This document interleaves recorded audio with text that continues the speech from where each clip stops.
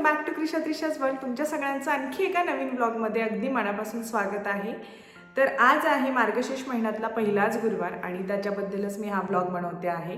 So आज गुरुवारची पूजा मी मांडणार आहे. त्याचसोबत उपवास आहे माझा, म्हणजे सगळ्यांचाच आहे. मी तर म्हणते महाराष्ट्रातल्या प्रत्येक महिलेचा या मार्गशीर्ष महिन्यातला उपवास असेल. सगळेजण ही पूजा करतात गुरुवारची. तर मार्गशीर्ष महिना हा विशेष करून देवी लक्ष्मीला अत्यंत प्रिय आहे आणि घरात सुखसमृद्धी नांदावी, त्याचसोबत आपल्या घराची भरभराट व्हावी यासाठी प्रत्येक स्त्री या महिन्यात उपवास करत असते. आणि गुरुवारचं महत्त्व तर हेच आहे मेन या महिन्यामधलं. तर माझं आता सकाळचं सगळं आवरून झालेलं आहे आणि मी आता पूजा मांडून घेणार आहे. त्यासोबत ती पूजा तुमच्यासोबत शेअर. त्यासोबत जर तुम्ही आपल्या चॅनलला अजूनही लाईक शेअर सबस्क्राईब करत नसाल तर प्लीज लाईक करा, शेअर करा आणि प्लीज सबस्क्राईब करा. व्हिडिओज हे शेवटपर्यंत नक्की पहा. माझ्या चॅनलवरती फॅमिली व्लॉग्स, त्यासोबत ट्विन्स, घरातल्या माझ्या रेसिपीज, घरामध्ये काय काय करते या सगळ्या गोष्टी मी शेअर करत असते. तर प्लीज आपले ब्लॉग शेवटपर्यंत नक्की पहा. आणि जास्त करून माझा ऑडियन्स हा महिला आहे, माझ्या मैत्रिणी आहेत. तर माझ्या मैत्रिणींना नक्कीच माझे ब्लॉग्स आवडत असतील अशी मी आशा करते. तर आजचा ब्लॉग हा कंटिन्यू पहा. भेटूया थोड्या वेळामध्येच.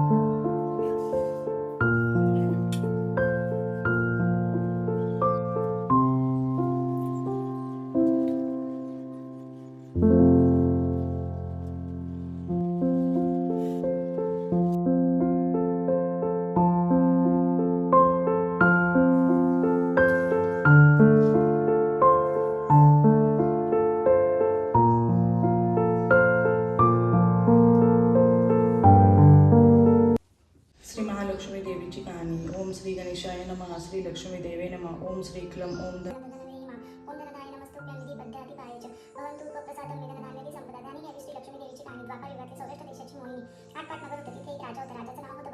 तो शूर होता, दयाळू होता, प्रजादक्ष होता, देवाब्राह्मणांना साधू संतांना सुखावित होता.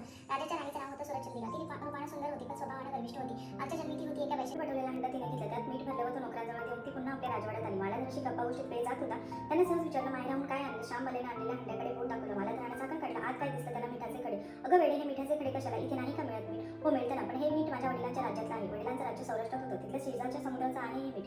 समुद्र तीरावर दूरवर माझ्या वडिलांचं राज्य पसरलं होतं. पण आज श्यामबलेच्या सांगण्यातली गोम राजाने हेरली होती. तो अचानक पण तो विचार चक्रात गुंतला होता. श्याम मला सांगत होती, हे मीठ जीवनाचं अमृत आहे. मिठाने तर ही होती माझी आजची गुरुवारची पूजेची मांडणी. त्याच्यानंतर मी कथा पण वाचून घेतली आणि आरती आम्ही संध्याकाळी सगळे एकत्र करतो, कारण दिवसभर त्रिशा स्कूलला गेलेल्या असतात आणि सगळेजण आपापल्या कामासाठी बाहेर असतात.